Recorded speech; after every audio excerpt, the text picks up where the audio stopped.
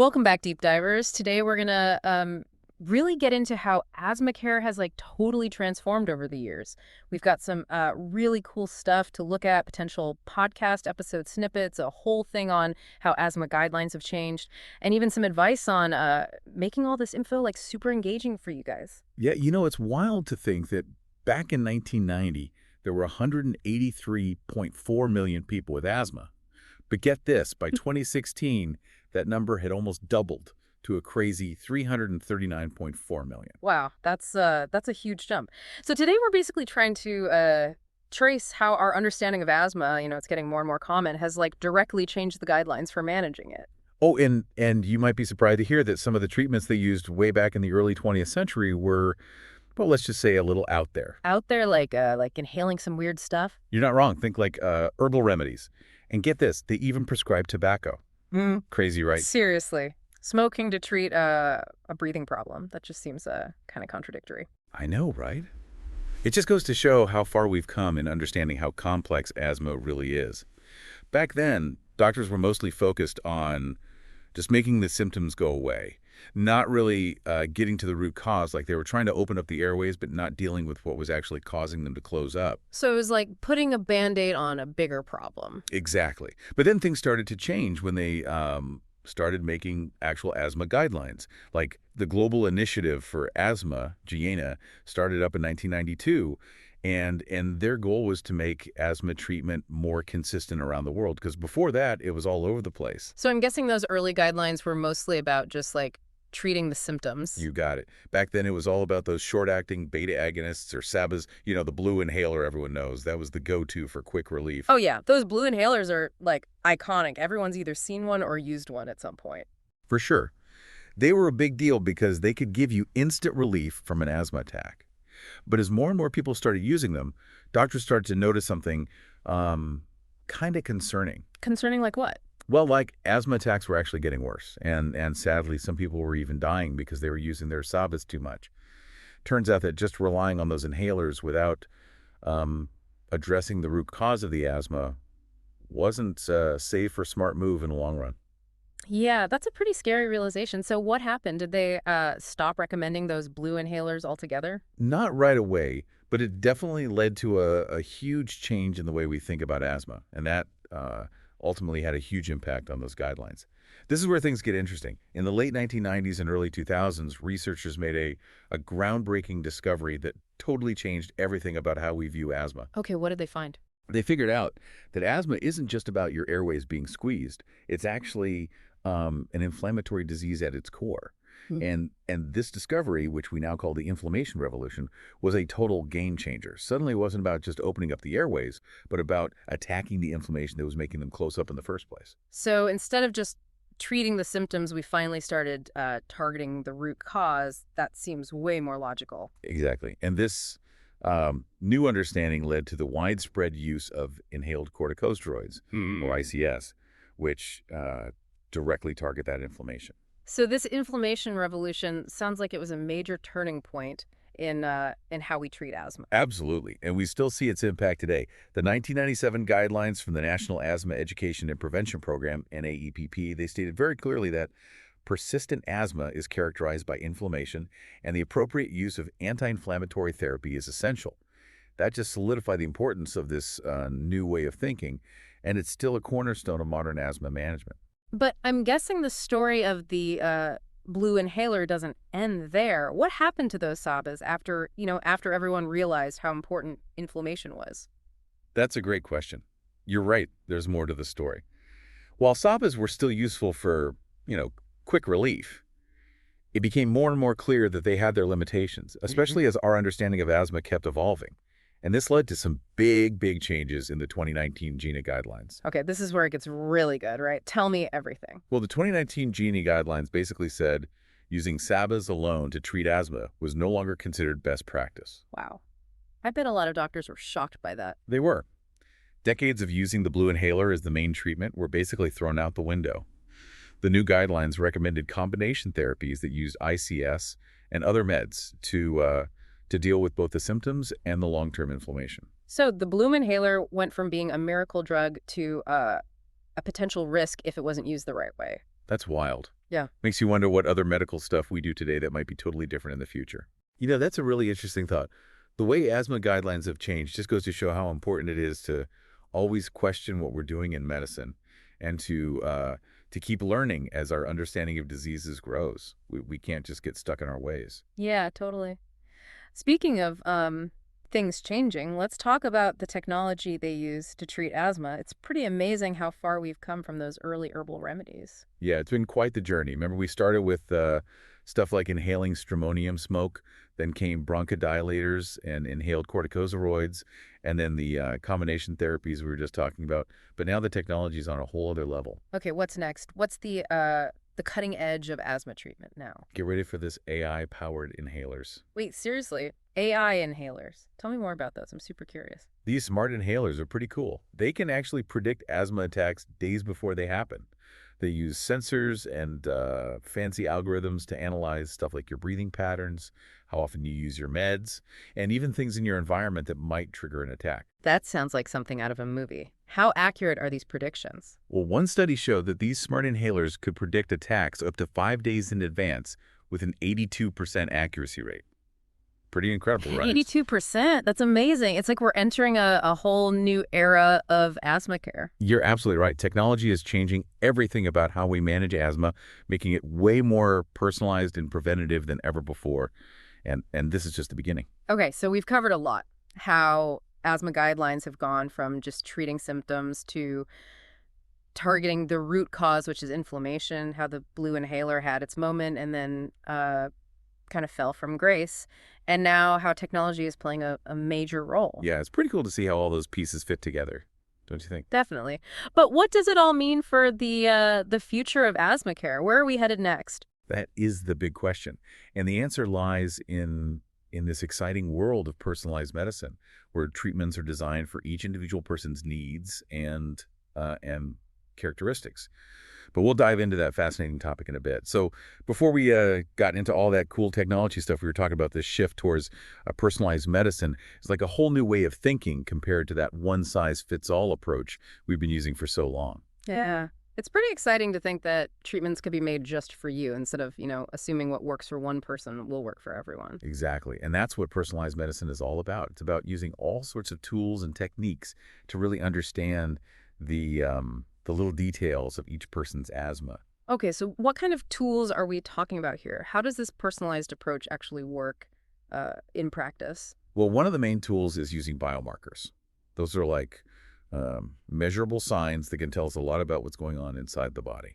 So instead of just going by someone's symptoms, we can actually get a much closer look at what's happening at a molecular level. Exactly. For example, we can measure the levels of certain molecules in your breath or blood that are linked to inflammation.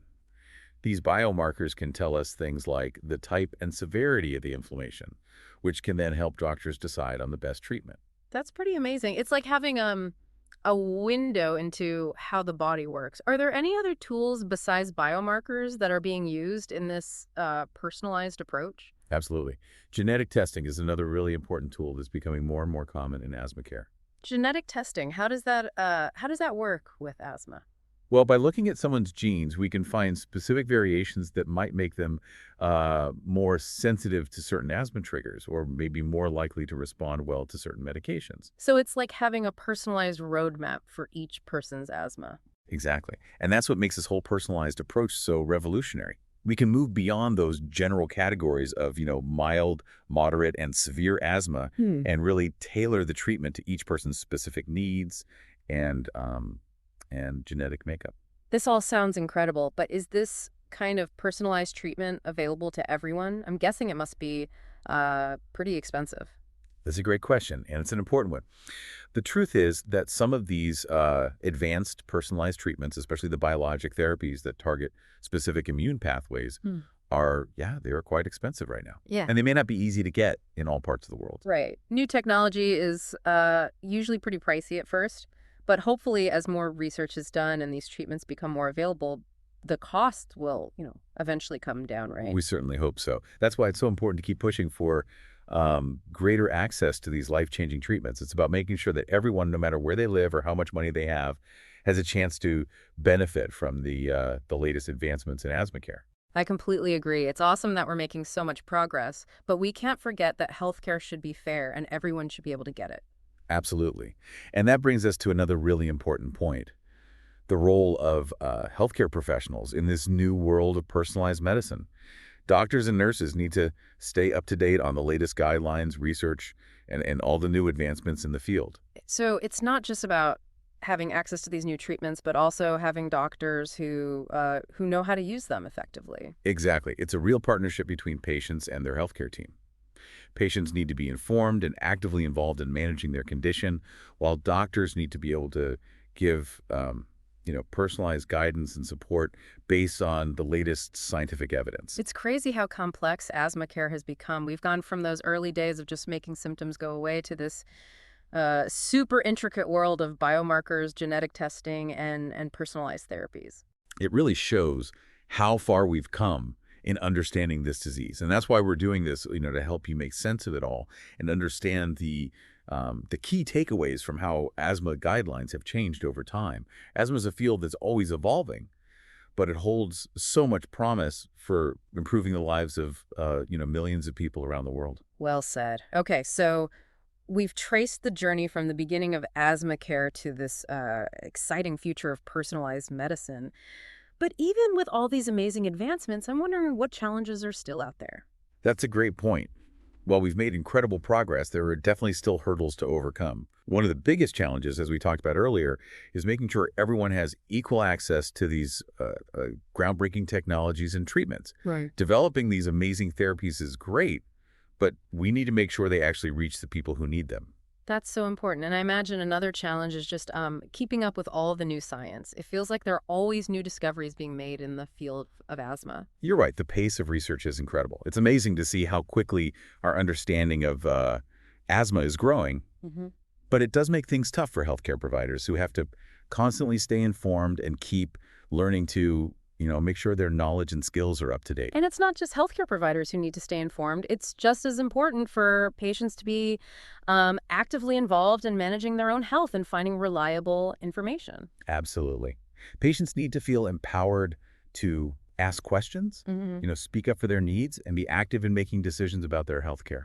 This really shows how important it is for everyone to work together and communicate openly, not just between patients and their doctors, but also among researchers and policymakers all over the world. I couldn't agree more. We can only truly conquer this um, complex and challenging disease if we all work together. Well said. So, we've covered the amazing progress in asthma care, the incredible potential of personalized medicine, and some of the challenges we still face. But before we move on, I want to leave our listeners with a thought-provoking question. I'm always up for a good, thought-provoking question. If asthma care is becoming so personalized, what does that mean for you and your health? It might be time to have a deeper conversation with your doctor about what these latest advancements could mean for your own treatment plan. That's a great point. It's easy to get caught up in all the exciting scientific breakthroughs, but we have to remember that these advancements are ultimately about improving the lives of, real people. Exactly. So, to our listeners out there, remember to be proactive in managing your health and have open and honest conversations with your healthcare providers. And remember, knowledge is power. The more you know about your condition and the treatment options available, the better prepared you'll be to advocate for your own well-being. Well said.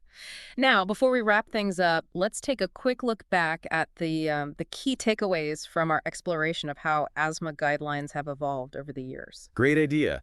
Let's recap the major milestones that have shaped how we understand and treat this increasingly common condition. We started our journey way back in the early 20th century when doctors were mainly focused on just relieving symptoms instead of getting to the root cause of asthma. Then came the inflammation revolution. That was a huge turning point that changed everything about asthma care. Researchers discovered that inflammation was at the heart of the disease, and that led to the widespread use of inhaled corticosteroids, or ICS, to target that inflammation directly. And we can't forget about the whole story of the blue inhaler, the Sabago. It was a big deal at first because it could provide quick relief, but then it turned out that using it too much could actually be harmful. This led to a big change in guidelines, recommending combination therapies with ICS to deal with both the symptoms and the long-term inflammation. We also talked about all the remarkable advancements in technology, from those early bronchodilators to the amazing AI-powered smart inhalers that can predict attacks days in advance. It's incredible how technology is making asthma care more personalized and focused on preventing attacks before they even happen. And speaking of personalized care, we explored that fascinating world of precision medicine where treatments are tailored to each person's unique needs and characteristics. We talked about how tools like biomarkers and genetic testing are being used to guide treatment decisions, making sure that care is as targeted and effective as possible. It's a truly groundbreaking approach that has the potential to completely change how we manage asthma and improve the lives of so many people. We also emphasized how important it is to make sure everyone has equal access to these new technologies and treatments. Everyone, regardless of where they live or their financial situation, should have the chance to benefit from these advancements in asthma care. Absolutely. And finally, we talked about the importance of collaboration and communication.